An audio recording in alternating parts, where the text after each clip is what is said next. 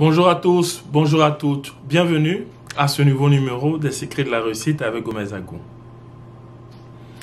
Alors, cette semaine, nous continuons notre discussion sur l'arrogance et l'humilité.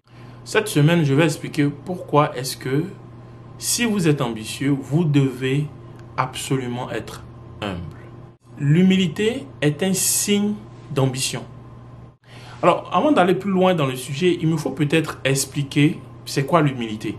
Beaucoup de gens pensent que l'humilité, c'est minimiser, c'est ne pas donner de la valeur à ce qu'on est ou à ce qu'on a. Non, ce n'est pas ça l'humilité. L'humilité, c'est la capacité à donner de la valeur et à montrer du respect pour ce que les autres sont et pour ce que les autres ont. L'autre chose que je voudrais dire sur l'humilité, c'est que être humble n'est pas une question morale. Être humble, c'est une question stratégique en matière de réussite. D'ailleurs, les Saintes Écritures disent l'humilité précède la gloire et l'orgueil précède la chute. La chute et la gloire sont des résultats de la poursuite de la réussite. Lorsque vous ne réussissez pas, vous chutez. Lorsque vous réussissez, vous atteignez la gloire. Pourquoi est-ce que l'humilité est une question stratégique? C'est une question de réussite. Je vais vous donner 3 arguments. Le premier, c'est que quand vous voulez réussir, quand vous voulez emprunter un chemin pour réussir, vous allez d'abord et toujours, à un moment donné, entrer en contact avec ceux qui ont déjà parcouru le chemin. Vous avez besoin des gens qui ont déjà parcouru le chemin, ceux que j'aime bien appeler les professionnels. Quel que soit ce que vous voulez faire, vous voulez construire une maison, vous devez parler à des gens qui ont déjà construit une maison. Vous voulez devenir un entrepreneur, à un moment donné, vous serez amené à parler avec des entrepreneurs, des gens qui sont déjà entrepreneurs. Si vous rentrez en contact avec ces gens et que vous ne présentez aucun respect pour ce que ces gens-là sont ou pour ce que ces gens-là ont, si vous faites croire à ces gens-là que ce que vous avez est supérieur à ce que ces gens-là ont, ce que vous êtes est supérieur à ce que ces gens-là sont, qu'est-ce que vous pensez que les gens-là vont vous faire? Dans le meilleur des cas, les gens vont fermer leur bouche. Les gens ne vont pas s'ouvrir à vous. Les gens ne vont pas vous guider. Dans le pire des cas, les gens vont même travailler. Les gens vont travailler à ce que vous ne découvriez jamais, ce que vous devez découvrir pour réussir. Est-ce que cela signifie que vous n'allez pas réussir? Non. Vous allez dépenser trop d'énergie, trop d'efforts, trop de moyens pour atteindre un objectif que vous aurez pu atteindre avec très peu de moyens si vous aviez fait preuve d'humilité vis-à-vis de ceux que vous ont dévancé dans ce que vous poursuivez. Deuxième raison, quand vous n'êtes pas humble, quand vous ne manifestez aucune considération pour ce que les gens sont, pour ce que les gens ont, quand vous faites croire aux gens qui sont les plus idiots de la terre et que vous êtes le plus smart qu'ils puissent avoir dans votre famille, dans votre quartier, dans la ville où vous êtes ou même dans le pays où vous êtes, mais vous allez vous créer inutilement des ennemis. Des gens même qui ne vous connaissent pas vont vous détester.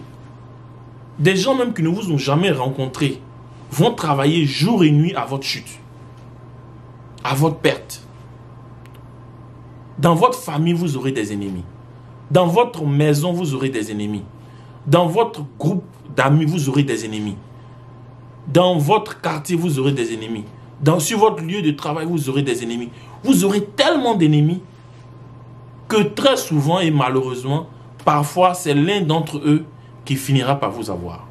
Lorsque vous finissez de vous faire tous ces ennemis, il y a des gens qui viennent après dire non, les gens sont contre moi parce que je suis le plus brillant. Non, les gens sont contre vous pas parce que vous êtes le plus brillant, les gens sont contre vous parce que vous êtes brillant et vous en faites trop. Les gens sont contre vous parce que vous êtes brillant et vous ne leur accordez aucune importance, aucune considération. En réalité, lorsqu'on y réfléchit, les gens sont contre vous. Pas parce que vous êtes brillant, mais parce que vous manquez ce qu'on appelle de l'intelligence émotionnelle. Je reprends cette partie. Des gens aiment bien dire que je suis brillant, c'est pourquoi tous ces gens-là sont contre moi. Non. Très souvent, les gens qui disent ça si vous regardez de très près, vous allez vous rendre compte que les gens sont contre eux, pas parce qu'ils sont brillants. Les gens sont contre eux parce qu'ils sont brillants, mais malheureusement manquent d'intelligence émotionnelle. Alors l'intelligence émotionnelle, c'est quoi? C'est la capacité de prédire les émotions qu'on peut provoquer chez l'autre, chez celui qui est en face de nous, par ce qu'on dit ou par les actions que nous posons. Lorsqu'on est capable de prédire ces émotions-là, on peut donc ajuster ce qu'on va dire et le comportement qu'on va avoir afin de produire chez l'autre les émotions positives. C'est ça qu'on appelle l'intelligence émotionnelle. Alors, beaucoup de gens sont très brillants, mais beaucoup de gens manquent d'intelligence émotionnelle. Comme ils aiment bien le dire, moi je dis tout ce que je pense. Donc si je pense que tu vaux rien, si je pense que je suis mieux que toi, je vais te dire que je suis mieux que toi. Si je pense que j'ai plus de choses que toi, je vais te dire que j'ai plus de choses que toi. Et si je pense que ce que tu as ne mérite pas de la considération, je vais te dire que moi, j'ai aucune considération pour ça. Non, tu ne peux pas dire tout ce que tu penses. D'ailleurs, c'est pour cette raison que Dieu n'a pas mis la bouche sur le cerveau. Dieu aurait pu mettre la bouche sur le cerveau. De sorte que dès que le cerveau pense, automatiquement, ça sort par la bouche. Mais il a mis la bouche quelque part ici. De sorte que quand tu penses, tu as quand même le temps de digérer, de processer ça. Et de dire ce qui est émotionnellement intelligent. Donc, tu ne dois pas dire tout ce que tu penses. Tu dois dire ce que tu penses utile. Dernière chose, c'est que pour réussir, il y a un élément clé qui est absolument nécessaire lorsque vous voulez réussir, c'est qu'il vous faut grandir.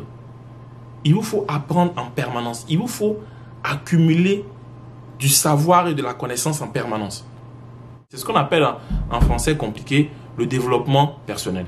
Si vous avez une attitude arrogante, vous risquez d'être une personne qui apprend très peu. Pourquoi est-ce que vous n'allez rien apprendre? Parce que quand vous rentrez dans un groupe, vous pensez que vous êtes le plus intelligent. Parce que quand vous rentrez dans une entreprise, vous pensez que vous êtes le plus brillant. Donc vous n'apprenez rien des autres.